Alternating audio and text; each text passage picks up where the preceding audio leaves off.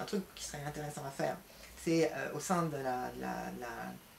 la commune, c'est par exemple alors ça c'est pas une idée de moi, c'est une idée que j'ai vue dans une autre commune.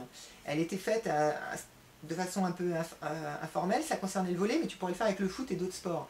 Toutes les associations se rencontrent sous un sport, avec un sport. Donc à Buc, il y a pas mal d'associations, mais il y en a aussi autour de Buc. Et ça serait une rencontre inter-association, et le sport, ça serait le football.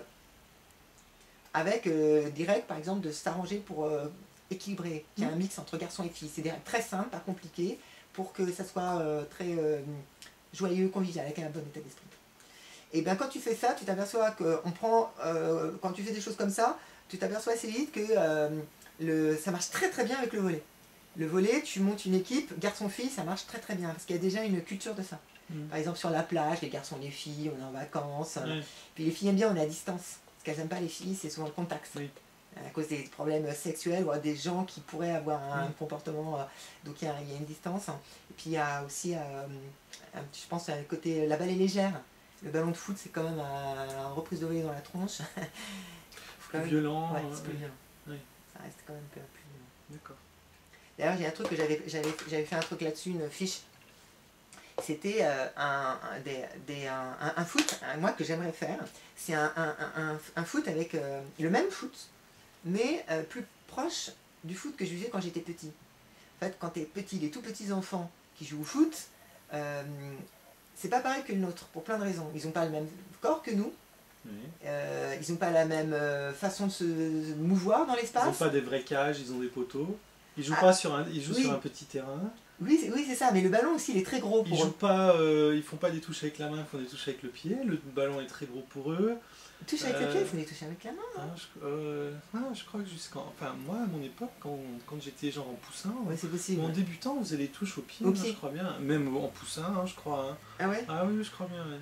T'en as fait petit toi du foot? Bien sûr, oui, à l'âge de 7 ans. En club? Ouais. Ah ouais, moi c'est pas ça. Moi, j'ai fait non, j'en ai fait même avant, à l'âge de, je sais pas, 5 ans, 4 ans, comme ça, devant chez moi, quoi. Et après, à l'âge de 7 ans, en club. Ouais, ça va. Ok. Et j'ai été tout de suite en poussin. J'ai pas fait débutant.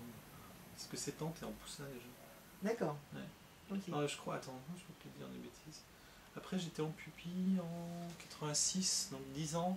Si, j'ai peut-être fait une dernière année de débutant et ensuite 2 ans de poussin, je ne me rappelle plus. Enfin. Donc toi, tu n'as jamais connu le foot de rue, d'une certaine façon? Jamais connu... Pas vraiment, non, parce qu'en plus, quand je jouais au début, et même ensuite, quand je jouais devant chez moi avec mon frère et puis un ami, on était 3, on se faisait des tirs, j'étais tout le temps gardien. Et c'était sur une pelouse, hein, enfin, c'était de l'herbe, quoi, plus ou moins de bonne qualité, mais c'était pas dans la rue, on va dire. C'était pas sur du béton. À Clermont-Ferrand? Alors t'as un grand frère ou un petit frère?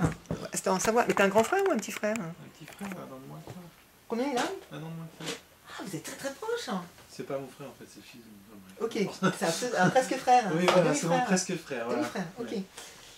Ouais. Ok, bah donc ouais, parce que moi je vais te dire, j'ai commencé le foot dans la rue. Ouais. Ce que j'appelle dans la rue, c'était jamais été dans la rue. On jouait sur les terres, des plateformes d'herbe. Ah oui, bah moi c'est pareil alors. Oui, voilà, c'est un foot de rue quand même. Oui, d'accord, mais moi de rue, je pense vraiment entre deux immeubles. Voilà, c'est ça. Comme les basketteurs. Quand même pas, mais bon. Oui, bah si tu veux, oui. Donc dans ce cas-là, j'ai joué dans la rue, oui. Donc voilà, donc on parlait de foot de rue à propos justement du volley, c'est que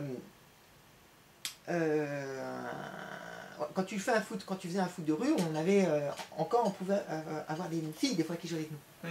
Et c'était le quartier, en fait, c'était le quartier et on jouait entre nous. Quand tu arrives dans le club, c'est un monde qui est complètement différent. Jusqu'en poussin, tu dois être mixte quand même. Oui. Moi j'ai joué avec des filles quand j'étais poussin. Il y avait une fille dans notre équipe, je crois. Ouais. Mais après pupille, c'est fini. Maintenant, oui, tu les as. Maintenant, tu les as parce que mon neveu à Viroflay a été avec une fille. Il y avait des filles. D'accord. Jusqu'à quel âge? Je sais pas, mais facilement 12 ans.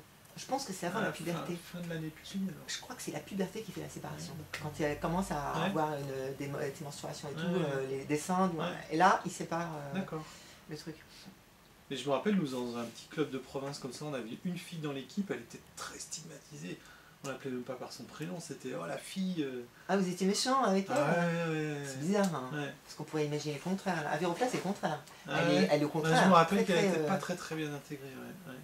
Parce que vous étiez un peu macho aussi, ou... J'en sais rien. Oui, enfin, oui. Sûrement. Oui, sûrement, oui.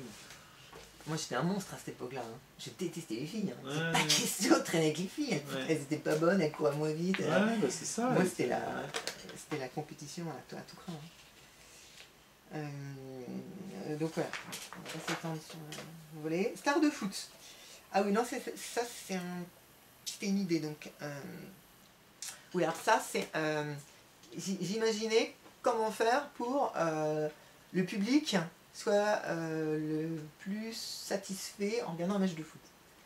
Et donc un stade de foot, ça coûte super cher à faire. Maintenant, on en fait des quand même assez beaux, on va dire. Et je m'étais rappelé d'un type, Jean Nouvel, qui avait fait un truc énorme. Jean Nouvel, ça. Oui. Il avait fait des énormes structures mobiles qui bougeaient. Et moi, je n'ai jamais été de ma vie vivant voir un match de foot. Il était candidat pour le Stade de France, lui. Ouais, justement. Et je crois qu'il voulait faire un truc mobile, un truc qui bougeait, je sais pas quoi. Il voulait faire un stade plus à l'anglaise, avec des tribunes très verticales et carrées, on va dire, mais fermées quand même dans les virages. Et puis le premier niveau qui se rétracte pour éventuellement faire une piste d'athlétisme. Du coup là c'est un peu ce qu'on a fait, mais par contre il est très rond, le Stade de France. Ok. Et il est très circulaire. Là c'était vraiment carré, c'était des tribunes carrées. Et ça aurait eu de la gueule. Hein. Je pense, parce que tout ce qu'il fait en général est assez... il fait pas les choses... il laisse une trace, quoi. Quand il fait un truc, il se passe quelque chose. Ok, non, alors là c'est une question de disposition, c'est plutôt une disposition. Là, mon truc, c'était, le truc que j'ai écrit, c'était, moi, mon rêve, c'est en fait de voir un match de foot, mais que la tribune tourne très très lentement. Ah, oui. La tribune tourne, et on fait un changement de terrain, donc on voit pas exactement le même match quand même, mais... c'est pas assez. C'est pas assez, c'est pas du tout assez. C'est pas du tout assez. Et oui, moi j'aimerais vraiment ça. C'est-à-dire un truc où le public puisse... Alors peut-être qu'on pourra jouer sur les petits détails, sur les vidéos. J'ai regardé les vidéos. Tu sais, on avait parlé des vidéos la dernière fois. Et j'ai été surpris lorsque tu m'as dit qu'il n'y avait pas de grand écran et que les grands écrans ne montraient pas le... Or sur les vidéos, quand tu regardes les vidéos, je persiste, tu vois les gens systématiquement, surtout la Coupe du Monde 2006 là, tu vois les gens qui sont filmés, et d'un seul coup quand ils sont filmés, ils réagissent, ils montent tous du doigt, comme mais si ça, quelque parce que chose... les tribunes sont filmées, éventuellement avant le match, pendant les hymnes, donc effectivement ils peuvent se voir sur les grands écrans, mais ensuite le match lui-même... C'est un montage alors? Non, c'est pas un montage. Au moment des... En fait, l'écran géant du stade reprend la réalisation du match pour la télé à certains moments et sur certains plans. C'est un montage. Donc, alors. pendant les... Non, c'est en direct. Si, c'est en direct. Mais parfois, ce que toi tu as devant ta télé passe dans le stade et la plupart du temps, ça ne passe pas. Tu comprends pas? Non. Parce que... Toi, tu vas regarder ta... En fait, ce que je comprends pas, c'est le fait, c'est le présent, la contemporanéité de l'action. Si, toi, pendant les hymnes, l'écran géant du stade reprend la réalisation de la télé. Mais les hymnes, c'est au début. Oui. Les hymnes, c'est au début. Donc, parce que c'est pas le jeu. Ouais. Donc ils montent les joueurs en train de chanter l'hymne et je sais pas quoi. Et ensuite, ils vont filmer quelqu'un dans la tribune. Et ce quelqu'un en question, vu que c'est repris dans l'écran géant, bah, il se voit. Donc il fait signe. Et d'ailleurs, le réalisateur change tout de suite de plan au moment où il commence à faire signe. C'est assez drôle toujours. Et une fois que les hymnes sont finis, dans l'écran géant du stade, ça coupe la réalisation de la télé et ça met le score du match ou je sais pas. Voilà. Mais après, ils reprennent ça pour le mettre dans le direct. C'est bien ça, ils le reprennent. Dans quoi? Quand c'est enregistré en direct, quand tu regardes le film. Mais c'est pas enregistré, c'est le direct. C'est le direct. Oui. D'accord. Mais moi, ce que je prétends, c'est que quand il y a le direct, il t'injecte, donc c'est pour ça que je parle des montages, il t'injecte ces scènes où tu vois le public qui fait ça et on montre le Mais public. non, c'est pas pendant le match ça. C'est pas pendant le match, c'est donc un montage. Oui, mais pendant le match, ils ne montrent pas des plans comme ça. Ah, si, c'est que ça. Enregistré en direct, ils montrent pas. Ah, c'est que ça. Ah bah alors, il y a C'est que peut-être ça, les matchs de foot. des... C'est que ça. T'en as au moins 20 ou 30 par match. Mais pas pendant les hymnes, pas Non, pendant le match. T'as que ça pendant le match. Je te... Non, mais c'est bon, je te comprends. C'est-à-dire Je te vois pendant le caméra. jeu, à un moment où il y a un arrêt de jeu, un coup franc ou quoi, ils vont montrer le, enfin, ouais, voilà, ils vont montrer un plan des tribunes Ouais. pendant le jeu. Hein. Ouais, pendant le Et jeu. là, t'as le mec qui se voit et qui commence à faire signe. Tout le temps. Bah, c'est peut-être parce qu'ils reprennent à ces moments-là, ils Ouais. ont le droit de reprendre, mais en Ouais, tout je cas, crois. ils ne montrent pas d'action de jeu. Mais en tout cas, c'est en direct. Ouais, il le monte en plein de match. Et plein de match, et c'est un truc qui m'a toujours surpris. Alors, football.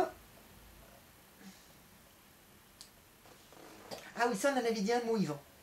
C'était le fait, la caractère individualiste du foot. C'est-à-dire que j'écris, il n'existe pas de couple, de collaboration, d'amitié réelle entre joueurs, tel que l'un part dans une équipe avec un autre.